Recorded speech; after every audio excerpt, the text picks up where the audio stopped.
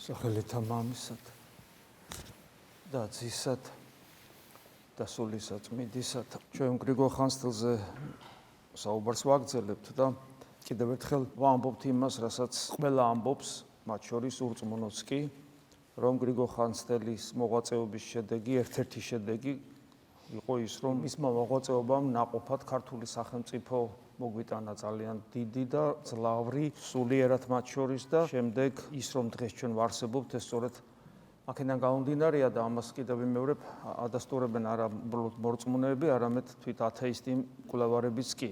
ეს მისტიკური ხედვა მგონია მე უფრო ყველა ადამიანში, ვინც იკვლევს მის ცხოვრებას, ეს მისტიკური ხედვა მგონია, თვითონ ღმერთი ყველას აჩვენებს, რომ გრიგოლ ხანძთელი არის ძალიან მნიშვნელოვანი მისაბაძი მაგალითი თითოეული ქართველისათვის და რა თქმა უნდა უპირველეს ყოვლისა სასულიერო პირებისთვის. თუ ჩვენ გვტკივა ჩვენი სამშობლო, ჩვენი ქვეყანა გადარჩენის თითქოს კი არა გასაღები არის ამ პიროვნებაში. რატომ არის ასე? ჩვენ ამაზე ვცდილობთ რომ ეს ამ საკითხებზე გვესაუბრა და ვთქვით რომ უპირველეს ყოვლისა იგი არის ეკლესიის მღვდელი, ქრისტეს მღვდელი და მოძღვარი და სწორედ მის მღვდლობაში, მის მოძღვრობაში, მის მონაზვნობაში, ან როგორც ეკლესიის მოღვაწეში უნდა ვეძებოთ მიზეზი ამ ყოველივესი. ჩვენ ქრისტიანები ვართ არაუბრალოდ რელიგიური ადამიანები, არამედ განკაცებული ღმერთის მორწმუნენი, რომელმაც ანუ ღვთის განკაცებამ სამყარო შეცვალა. ანუ ადამიანი თავისთავად არის ქმნილების გვირგვინი. ადამიანი ისედაც ამას ხვდება, რომ ადამიანი არის უმაღლესი ქმნილება სამყაროში, მაგრამ ეს ჩვენ ესე ქრისტიანული სწავლებითაც ვიცით, მაგრამ ღვთის განკაცებამ ადამიანი ახლიდან შექმნა, შეიძლება ისე თქვას, ღვთის განკაცება ახალი შესაქმეა, იმიტომ რომ მივიღეთ ის რეალობა, რომელიც მანამდე არ არსებობდა, რომელიც იყო ღვთის ჩანაფიქრი ადამიანთან დაკავშირებით, მაგრამ ვერ იყო და არ იყო რეალიზებული, იმიტომ რომ მისი რეალიზება ის, რაც ღმერთის ჩანაფიქრი იყო, ის რასაც პავლე მოციქული დიდ საიდუმლოებას ეძახის, რომელიც სამყაროს შექმნამდე ღვთის ცნობიერებაში და ღმერთში იყო. ეს საიდუმლოება, რომელიც უნდა ამოქმედებულიყო ადამიანში, ვერ მოხდა, მაგრამ მოხდა მას შემდეგ, რაც ღმერთი ადამიანად მოვიდა თავად. და აი მაშინ ხდება ამ საიდუმლოების დაწყება. და რა საიდუმლოებაა ეს? ეს არის საიდუმლოება, რომ ადამიანი როგორც ასეთი უმაღლესი ქმნილება, უმაღლესი არის ბევრი რამით და უპირველეს ყოვლისა იმით, რომ მასში შესაძლებელია განისვენოს ღმერთმა, როგორც ჩვენ ვიცით, რომ იგი ქერუბიმებზე, საყდარზე და სერაფიმებზე განისვენებს, უმაღლესი ტრიადის ანგელოზებზე, აი ესე ამგვარად განისვენოს ღმერთმა ადამიანის მისტიკურ სიღრმეში, რომელსაც ჩვენ გონიერ გულს, ან სულიერ გულს, ან გულის გულს ვუწოდებთ. მაგრამ ეს ვერ მოხდა, არ მოხდა ადამიანში, სამოთხეში, ვიცით ეს მიზეზები, მისი პიროვნული არჩევანი სხვა აღმოჩნდა, რომელმაც ის დააზიანა და მოწყვიტა ჭეშმარიტ სიცოცხლეს და შემდგომ მისი ყოველი შთამომავალი იყო დაზიანებული იმგვარად, რომ მათ ეს არავითარ შემთხვევაში არ შეეძლოთ და ღმერთი მოდის თავად ადამიანად, თავად იღებს ადამიანურ ბუნებას და ადამიანი განკაცებულ ღმერთში იქმს იმას, რაც იყო ღმერთის ჩანაფიქრი. და შესაბამისად, როცა ადამიანში ეს მოხდა, ოღონ უშუალოდ ღმერთთან პიროვნულად შეერთების შემდგომ, ანუ როცა ეს იესო ქრისტეში ხდება და ღმერთი როცა დაუმსახურებლად ამ თავის ნატანჯ, მაგრამ გამარჯვებულ ადამიანურ ბუნებას, რომელიც მიერთა თავის ნატანჯ, ნაღვაწ, მაგრამ გამარჯვებულ ადამიანურ უკეთურ ნებაზე, ანუ ეშმაკზე, ადამიანის დაცემულ ნებაზე და შემდეგ უკეთურ ნებაზე გამარჯვებულ, ანუ გაუკუღმართებულ თავისუფლებაზე გამარჯვებულ ადამიანურ ბუნებას უშურველად დაუმსახურებლად გვაძლევს ჩვენ მისტიკურად, საიდუმლოებრივად, როცა მან ეკლესია შექმნა და აი რომ გვაძლევს ჩვენ იმას, რაც თავის თავში მან მოახდინა, ოღონ მოახდინა არა ძალადობით, მას ეშმაკზე ძალადობით არ გაუმარჯვია. აი აქ არის საქმე ზუსტად ძალიან მნიშვნელოვანი, რატომ არის ღირებული ქრისტეში გამარჯვება ეშმაკზე. იმიტომ რომ მან ეშმაკზე ძალადობით კი არ გაიმარჯვა. მან გაიმარჯვა მოდი ესე ვთქვა, რომ ამ სიტყვის დიდი გაგებით ზნეობრივად, სულიერ ზნეობრივად გაიმარჯვა ეშმაკზე. და როცა გაიმარჯვა ეშმაკზე, მე უკვე საღვთო ძალმოსილებით შემოსრა პირველი მისი ქმნილება, მოდი ესე ვთქვა, ჯოჯოხეთი, როცა ჩავიდა ადამიანური სულით, მაგრამ ჩავიდა არა როგორც კრავი, არამედ როგორც ღმერთი, რაც მის ხატებზე კარგად არის აღდგომის ხატებზე გამოსახული, როგორი იმუსრება ჯოჯოხეთი და მე უკვე აღდგომით, ამაღლებით და ასე შემდეგ, მაგრამ თითოეულ ადამიანში იგი კვლავ არ ძალადობს ეშმაკზე, ანუ ღმერთი კვლავ არ ძალადობს ეშმაკზე, მაგრამ ძალიან დიდ ძალებს გვანიჭებს იმისათვის, რომ ჩვენში ეშმაკი დამარცხება, ანუ უკეთური ნების და გაუკუღმართებული თავისუფლების დამარცხება შევძლოთ, ვერ ვიტყვით ჩვენი რესურსით, მაგრამ იმგვარად, რომ სამართლებრივად მართლებიც აღმოვჩნდეთ, ანუ სამართლებრივად არ კონდეს ეშმაკს პრეტენზია, რომ ძალადობით მამარცხებთ. ამიტომ უმნიშვნელოვანესია ჩვენი რესურსის ბოლომდე გამოყენება და ჩვენი თანამშრომლობა ღმერთთან. და ამ გამარჯვებისათვის ღმერთი გვაძლევს საკუთარ ძალებს, საკუთარ ენერგიას, კიდევ მეორე, მაგრამ მხოლოდ ჩვენთან თანამშრომლობის კონტექსტში უნდა განიხილებოდეს ეს და ეს ხდება მაშინ, როცა ჩვენ უკვე გამარჯვებულ ადამიანურ ბუნებას ქრისტეში საიდუმლოებრივად მისტიკურად ვერთდებით ეკლესიაში. და აი ეს შეერთება ქრისტესთან, თანაზიარობა ადამიანს ჭეშმარიტად ქმნილების გვირგვინად აქცევს ისე როგორც ღმერთმა ჩაიფიქრა და ადამიანის შინაგან სამყაროს, მისტიკურ სამყაროს აქცევს იმ ადგილად, ღმერთთან დაკავშირებით ადგილის ხსენება ცოტა რთულია, მაგრამ ადამიანი მეორე მხრივ დროსა და სივრცეში განფენილი ადგილია, იგი ქმნილებაა და არ არის ყველგან მყოფი, როგორც ღმერთი, ამიტომ შეიძლება ითქვას, რომ ადგილად იგი ხდება ის ადგილი, როგორც წეღან თქვი, ის საიდუმლოებრივი ადგილი, სადაც ღმერთმა უნდა განისვენოს, როგორც უმაღლესი ტრიადის ანგელოზებზე განისვენებს იგი და უფრო მეტადაც კი, იმიტომ რომ თვით ანგელოზებმაც კი ისწავლეს მრავალფერი სიღრმე ეკლესიის მიერ, ანუ აი ჩვენგან, ანუ ჩვენთან ღმერთი ისეთ სიახლოვეში შემოდის და პოტენციაში თითოეულ ჩვენგანთან იმგვარ პოტენციაში ჯერჯერობით იმგვარ სიახლოვეში იმყოფება, რომელიც სიახლოვეც თვით ესე იგი ანგელოზებისთვისაც კი მიუწვდომელი იყო, აი ესეთი გამაოგნებელი სიდიადე არის პოტენციაში ადამიანში. ეხლა ეს მოცემულობა არის ასეთი ამგვარი, მაგრამ როგორც თქვით, ჩვენ უნდა აღვასრულოთ ეს, ჩვენი თავისუფლება უნდა ამ მიმართულებით დავიდეს, ჩვენი პიროვნული არჩევანი უნდა იყოს ეს და აქედან გამომდინარე, ზოგი ასრულებს ამას, ზოგი ვერ ასრულებს, ზოგი იღებს, ზოგი ვერ იღებს, ზოგი ცხონდება და ზოგი ვერ ცხონდება და ცხონებულებში ზოგი საოცარ მწვერვალებს აღწევს და ზოგი ვერა. იმიტომ რომ ეს ყველაფერი ჩვენს თავისუფლებაზეა დამოკიდებული. და თუ ადამიანმა ეს შეძლო, მაშინ გამოდის რა? გამოდის ის, რომ აი როცა ვამბობთ ხოლმე, ჩვენთან არის ღმერთი, ჩვენთან არის ღმერთი იქნება არა რაღაცა მეტაფორული გამონათქვამი, არამედ სინამდვილე, რომ ჩვენთან მართლაც არის ღმერთი. ვინ არის ღმერთი? ყოვლის შემძლე, ყოვლად კეთილი არსება, რომელსაც ვუყვარვართ. და თუ ჩვენთან მართლა არის ღმერთი, მაშინ რა გამოდის? თუ ღმერთი ჩვენსგან არის, ვინ იქნება ჩვენი დამარცხებელი, როგორც პავლე მოციქული ამბობს?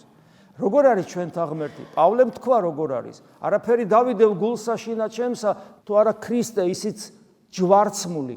პავლემ თავისი გამოცდილებით იცის, რას ნიშნავს დიდმა პავლემ, რას ნიშნავს, რომ ჩვენთან არის ღმერთი. არა უბრალოდ ჩვენთან არის ღმერთი, არამედ ჩვენში არის ღმერთი. ახალ აღთქმაში ჩვენ როგორც ძველ აღთქმაში წერია, ძველი აღთქმის მართლები ღვთის წინაშე დადიოდნენ, ჩვენ არა უბრალოდ უნდა ვიაროთ ღვთის წინაშე, ანუ ღმერთი არის სადღაც და გვიყურებს და ღმერთის წინაშე უნდა სწორად ცხოვრობდეთ, არამედ ჩვენში უნდა შემოუშვათ ღმერთი. ამას ნიშნავს ახალი აღთქმის ადამიანი. ძველი აღთქმის ადამიანი, ძველი აღთქმის მართალი, ძველი აღთქმის წმინდანი იყო ის, კიდევ მეორე, ვინც ღმერთის, რომელიც მისგან განცალკევებულია, მის გარეთ არის, ღმერთის წინაშე სწორად ცხოვრობს. ხოლო ახალი აღთქმის ადამიანი არის ის, ვისშიც შიგნით ღმერთი ცხოვრობს. და ამიტომ ჩვენთან არის ღმერთი, ამ სიტყვას ძალიან დიდი და ღრმა მნიშვნელობა აქვს ახალ აღთქმაში. და აი ეკლესიის ისტორიაში იყვნენ წმინდანები, რომლებაც ეს ისეთი სისავსით, რომელიც რეალიზებად, ამ სიტყვების რეალიზება ისეთი სისავსით მოახდინეს, რომ აი პავლე მოციქულისნაირ დიდ წმინდანებს, მოციქულთა მსგავს დიდ წმინდანებს ტოლს არ დაუდებდნენ. და ესეთი ერთ-ერთი უმნიშვნელოვანესი, რომელიც მსგავს იშვიათად თუ მონახავთ ეკლესიის ისტორიაში, იყო წმინდა გრიგორ ხასტელი, რომელშიც იყო galaktikების შემოქმედი და ის ადამიანი, რომელიც ცხოვრობდა საქართველოში, მასში იყო galaktikების შემოქმედი. ის იყო ღვთის ჭურჭელი, ის იყო ღვთის ტაძარი და ამიტომ იყო მის სამონასტრო, სამოძღვრებო, საბერო, აი ამ გვარ ცხოვრების წეს, ხო? წინამძღვარი იყო მონასტრების წინამძღვარი იყო, არქიმანდრიტი იყო, ამას ნიშნავს არქიმანდრიტი. აი ამ ცხოვრების წეს მოყვა ეს განსაცვიფრებელი ნაყოფი, რაღაც ესეთი ბიძგი მიეცა, სერიოზული, მნიშვნელოვანი შეძრა მთელი ერი და აი მივიღეთ ის რაც მივიღეთ, იმიტომ რომ მასში ის არ იყო უბრალოდ ესე მოღვაწე ადამიანი, მასში galaktikების შემოქმედი იყო. და ცხოვრების წესი, რომელიც მას ჰქონდა, ჩვენ ესე ვუწოდებთ დღეს ასე, ხო? ისიქასტური ცხოვრების წესი, იგი ძველი ქართული სიტყვა მემყუდროვე, ანუ საკუთარ თავში ჩაძირული ადამიანი, საკუთარ თავში ჩაძირული არა იმიტომ, რომ ეგოისტურად განუდგა სამყაროს, არამედ საკუთარ თავში იმიტომ, რომ ის ღმერთთან იმყოფება. როგორც ჭეშმარიტი წინასწარმეტყველი ღმერთიდან, უშუალოდ ღმერთისგან გამოაქვს ამბავი, როგორც მოსე ქორების თაზე რო ადის და უშუალოდ რატო ავიდა მოსე ქორების თაზე? რა ეგოისტურად ავიდა და თავის ერი მოიცილა? არა, ჩვენ ხო ვიცით როგორი გულმხურალედ გადაეფარებოდა იგი ერს, როცა ის ერი ღვთისაგან საჯელს იმსახურებდა. არა, უბრალოდ იგი ღმერთთან მივიდა, იმიტომ რომ ერს შეეძლო ღმერთთან მისვლა. იგი მიდიოდა ღმერთთან და ღმერთისგან გამოჰქონდა ღვთის ნება, მოკლედ ასე ვთქვათ.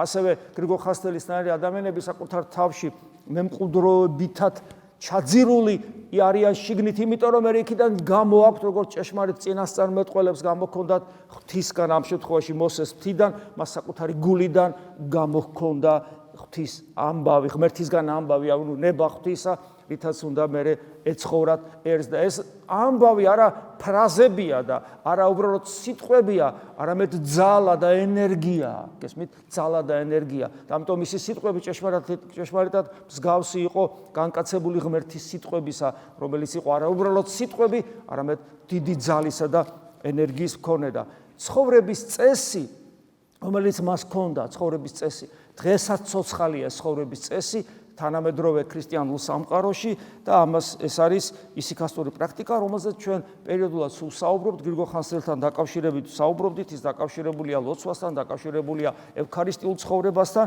და ერთ-ერთი რასთანაც ის არის დაკავშირებული, ეს არის ამ სამყაროდან გათიშულობა და გამიჯვნა, როგორც ხშირად გითქვავს, სიკვდილის გარდაცვალების მოდელირება, როდესაც სრულ სიბნელეში იმყოფება მოღვაწე, რათა გაეთიშოს ფსიქოლოგიურად, სულიერად, გზნობადობის თვალსაზრისით, ხო, გაეთიშოს ამ სამყაროს და მაქსიმალურად იღვაწოს იმისათვის, რომ თავის მისტიკურ სიღრმეში აღმოჩნდეს, რომ მასთან, ღმერთთან იყოს ურთიერთობაში, როგორც მოსე ქორების თაზე, რომ იქიდან ამბავი გამოიტანოს, რომელიც მთელ მასაც და მთელ ერს სჭირდება. სიბნელეში ლოცვის პრაქტიკა, სრულ სიბნელეში თანამედროვე, ანუ ეს ცოცხალია, ეს არსად არ წასულა. გრიგორ პალამას დროს დოგმატურად გამტკიცებული იქნა ეს გარეგნული წესები ლოცვისა და აი მაგალითად თან მე-20 საუკუნის დიდი წმინდანი წმინდა სოფრონი ესე ამბობს, რომ გონიერი ლოცვის აღსრულებისათვის საუკეთესო გარე ფაქტორი და პირობა უპირველეს ყოვლისა სიბნელე და მყუდროება. ნახეთ, პირდა ხაზს უსვავს. და ბევრს საუბრობს, ეხლა მე რამდენიმე ამონარიდი მაქვს, წმინდა სოფრონი ამბობს, ეს უხეში მატერიალური სინათლე ხელს გვიშლის, რომ ის ფაქიზი სულიერი ნათელი განვიცადოთ ჩვენს გულში და დავინახოთ, რომელიც იმყოფება პოტენციაში და ჩვენ მასთან ურთიერთობა უნდა ვისწავლოთ. ძალიან მნიშვნელოვანია ეფრემ არიზონელის დიდი იოსებ ისიქასტის სულიერი შვილის მოგონებები, როცა ის იოსებ ისიქასთან ცხოვრობდა, ნახეთ როგორ ამბობს.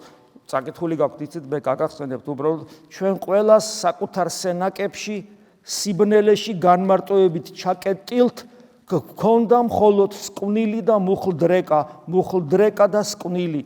ანუ მეტანიებს ასაც უწოდებს. მეტი არაფერი, ხას უსვავს. მეტი არაფერი. თითოეული ცდილობდა, რაც შეიძლება დიდხანს ყოფილიყო საკუთარ სენაკში განმარტოებით მყოფი. რატო ცდილობდა? იმიტომ რომ ადვილი არ არის, მრავალი საათი განმარტებით. დაცემული ბუნება, ამასოფლის სული, დემონური სამყარო ცდილობს რომ გამოგაგდოს გარეთ და გამოხვიდე გარეთ და ჩაისუნთქოს სუფთა ჰაერი და შეხედო იმ ლამაზ ბუნებას ათონისთაზე რომ შეიძლება დაინახო. ის ცდილობს რომ არ დაგტოვოს შიგნით.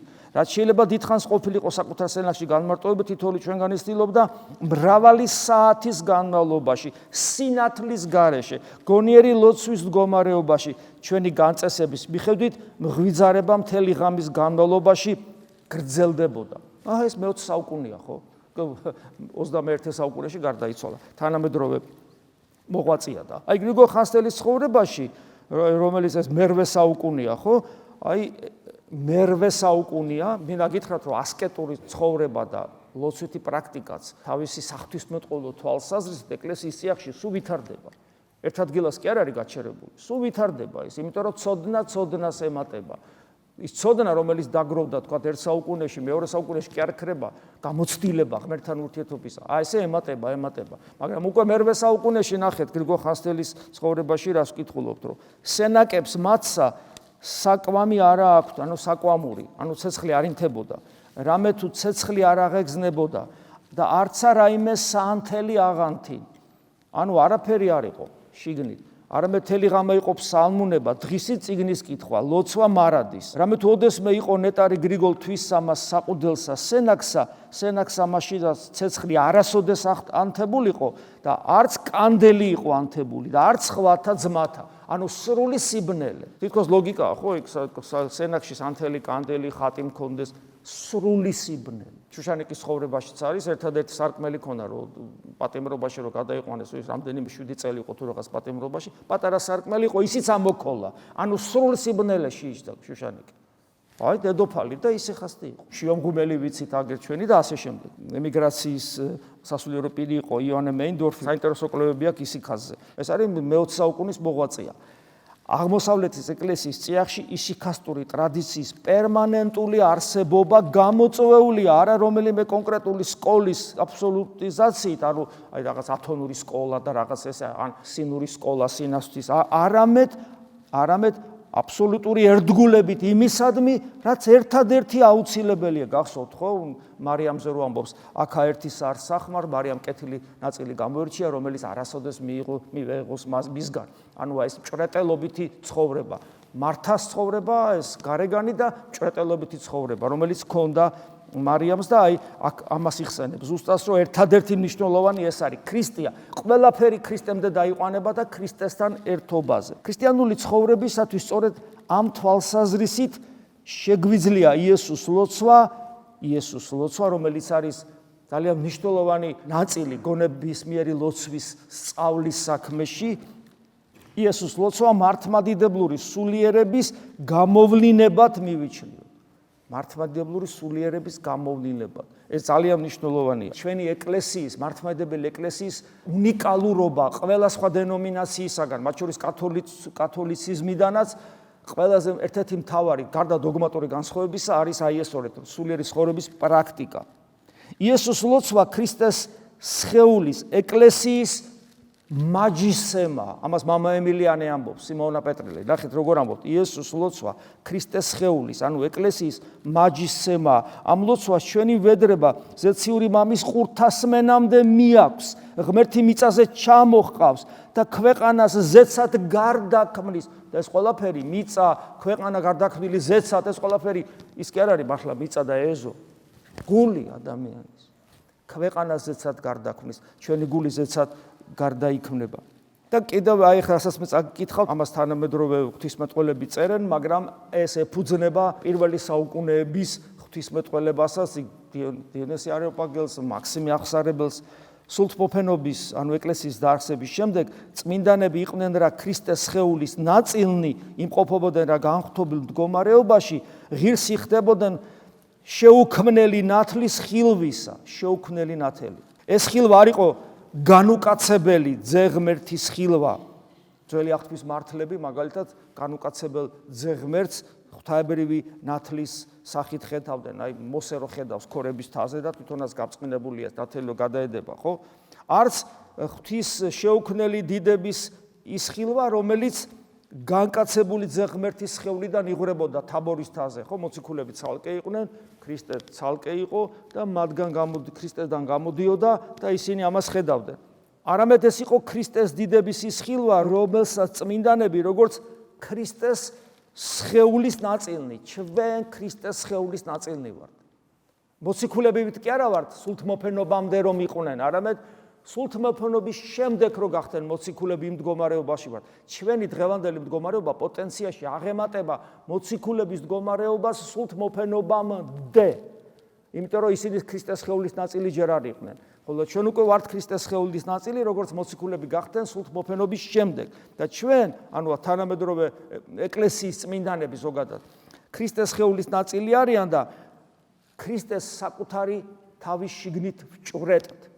გესმის, საკუთარი თავის შიგნით. რამე თუ ოდესმე იგი ნეტარი გრიგოლი თვისამა საყუდელსა სენაქსა, სადაც მე მყუდროები ცხოვრობდა და სენაქსა მასშია ცეცხლი არასოდეს იყო აგზებული და არცა კანდელი იყო ანთებული და არც სხვათა ძმათა და ასეთი მდგომარეობა ხო იყო, ანუ არაფერი ცეცხლი არ იყოს, არ არსებობდა ფიზიკურად და გახსოვთ ეს ადგილი, ყველა მიცით დიდებული ადგილი, კიდე წავიკითხავ, ვითარცა მივიდა მნათე და იხილა, წყინვალება, დიდძალი შინაით გამო სენაქსამას, ანუ ნათელი გამოდიოდა, სინათე ძალიან წყინვალება დიდი, ძალიან დიდძალი, სწრაფ მირბიოდა და ხმა იყო, ვითარმე ცეცხლი აღდებულ არს სენაქსა მამისასა.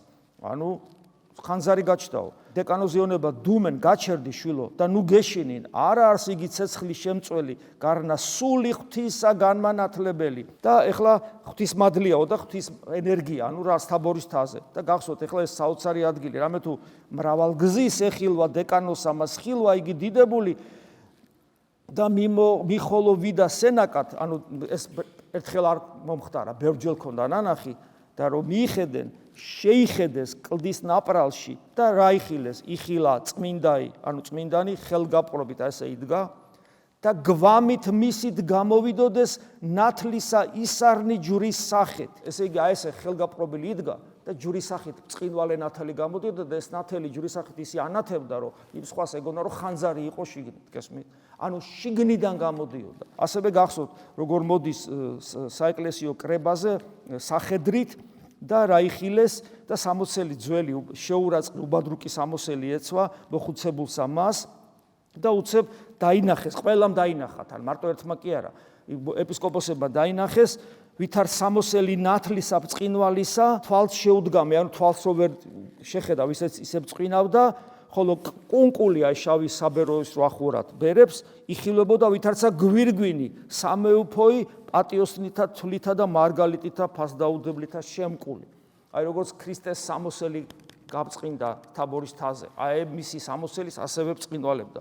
და კიდე სხვა ადგილებია, როდესაც თავის მოწაფეებთან ერთად ფსალმუნებს კითხულობს, გახსოვთ და ერთი მოწაფე რომელსაც ძინავს და ხედავს, რომ ეს ორივე მამა გრიგოლ ხანძთელი და მისი მოწაფე ანათებენ შინაგანად. გესმით, აი ეს მდგომარეობა ქონდა, აი ამ მდგომარეობამ შექმნა ის დიდი საქართველო, რომ მასში იყო ღმერთი. და თანამედროვე ადამიანმა შეიძლება იფიქროს, რომ ნუ ეხლა ეს სად შევძლებთ ჩვენ ამას, როგორ გავაკეთებთ ამას და ეს აზრი ყოველთვის არსებობდა, რომ ის იყო და ჩვენა ვართ. მაგრამ პოტენციაში ჩვენ ზუსტად ისეთები ვართ, როგორც გრიგოლ ხანძთელია. ჩვენში პოტენციურად ისევე გიეს ქრისტე ჩვენში, როგორც მასში, ოღონდ ჩვენ უნდა ვიღვაწოთ იმგვარად, რომ მივაწვინოთ ჩვენი ხმა უფალს და გული გაუხსნათ, ამისათვის ადამიანმა უნდა უარყოს საკუთარი ნება ღვთისნების სასარგებლოდ, უნდა იცხოვროს ღვთისნები და ეს მისი ყოველდღიური სამუშაო უნდა იყოს. რა თქმა უნდა, ჩვენ ვერ მივედრებით ამხელადი წმინდას, მაგრამ მისდამი მიბაძვა, ისე როგორც პავლე მოციქულისადმი მიბაძვა, ეს არის ჩვენი ვალდებულება, რომელსაც ახალი აღთქმის ეკლესია აკისრებს თითოეული მის წევრს. და აი ამასთან დაკავშირებით წმინდა სვიმონ ახალ ღვთისმეტყველის სიტყვას აგიკითხავთ, ნუ იტყვით, რომ საღვთო სულის მოხვეჭა შეუძლებელია. ნუ იტყვით, რომ ამის გარეშეც შესაძლებელია ცხონება. ამიტომ იმასაც ნუ იტყვით, რომ ვინმე ღმერთთან იმგვარათაა თანაზიარი, რომ ამას თავად ვერ აღიქვავს და ვერ აცნობიერებს. ანუ საღვთო სულთან ვართ, მაგრამ ვერ ხვდებით. ამას ნუ იტყვით. ნუ იტყვით, რომ ღმერთი ადამიანისათვის ყოველთვის უხილავია. ნუ იტყვით, რომ ადამიანებს ღვთაებრივი ნათლის ხილვა არ ძალუთ.